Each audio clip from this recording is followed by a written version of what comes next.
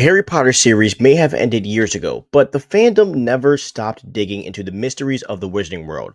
From Dumbledore's secrets to Voldemort's true plans to hidden connections between characters, fans have come up with some of the craziest and most fascinating theories. And some of these are wild stretches, others actually fit the lore so well that you can't help but wonder if J.K. Rowling intended them all along.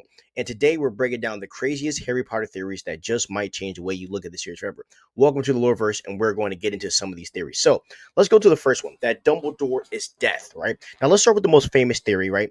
In the tale of the three brothers, right? Death gives each brother a powerful magical object, the Elder Wand, the Resurrection Stone, and the Invisibility Cloak. And fans notice the similarities between the story and the characters of Harry Potter.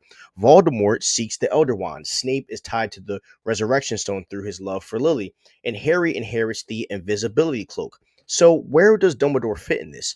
Now, according to the theory, Dumbledore is death itself, and he welcomes Harry at King's Cross Station after Voldemort kills him, just like death greets the brother who accepts mortality.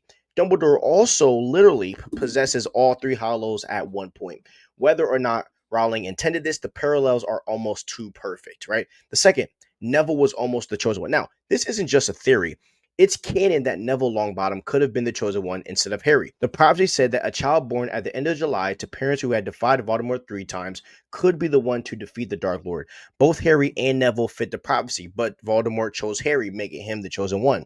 And the theory takes this further, right? What if Voldemort had picked Neville? Would Neville have risen to the challenge the same way that Harry did? In Deathly Hallows, Neville proves himself as the true leader by slaying Nagini, right? So maybe destiny was never about one person. Maybe both Harry and Neville had the potential to end Voldemort.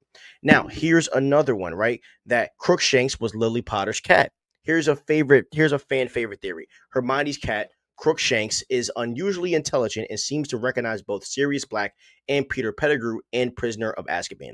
Now, some fans believe that Crookshanks was once the Potter's family pet cat who survived Voldemort's attack in Godric's Hollow. And it would explain why Crookshanks has such an immediate connection to Sirius and why he despises Pettigrew in his rat form. Now, J.K. Rowling, she never confirmed this, but it's such a fun way to tie Crookshanks, deeper, tie into the story.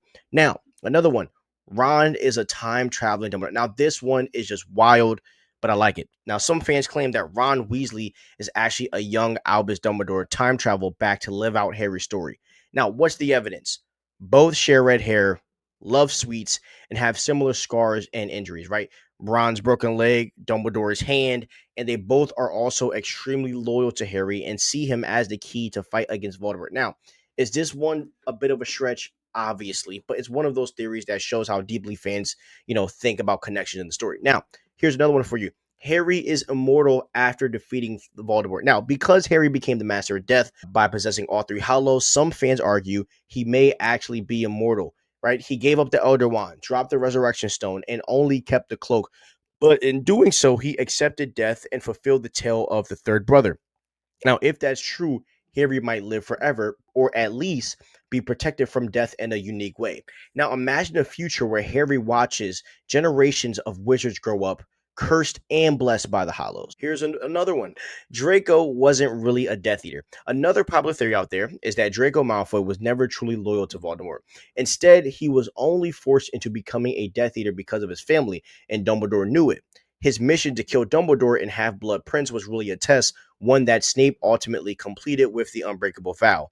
Now, this theory paints Draco as a tragic pawn rather than a villain, which actually lines up well with how he's portrayed in Deathly Hallows. Two more theories for you guys. Here's another one. Voldemort couldn't love because he was conceived under a love potion. Now, this one adds a layer of tragedy to Voldemort's origin. His mother used a love potion to really enslave Tom Riddle Sr. And since love potions don't create real love, Voldemort was conceived in a loveless union.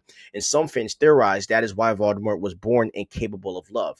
It's a really chilling idea, too, that Voldemort's inability to feel compassion wasn't just nurture, but something embedded in him at birth. And the last theory, that Snape is the real hero. Now, okay, we all know the famous always moment, but some fans take Snape's role even further. They argue that Snape, not Harry, is the true hero of the series, because without Snape's sacrifices, right, his double agent role and his willingness to risk everything, Voldemort may never have been defeated. Now, of course, Snape is morally gray at best, but this theory suggests that the entire saga could have been called Severus Snape and the Deathly Hallows because his actions shaped the outcome as much as Harry's. Now, Harry Potter's fans are some of the most creative out there, and these theories prove how much life the Wizarding world still has. Whether it's Dumbledore being deaf, Crookshanks being Lily's cat, or Harry secretly being immortal, these ideas keep the magic alive long after the books and movies ended. Now, what do you guys think?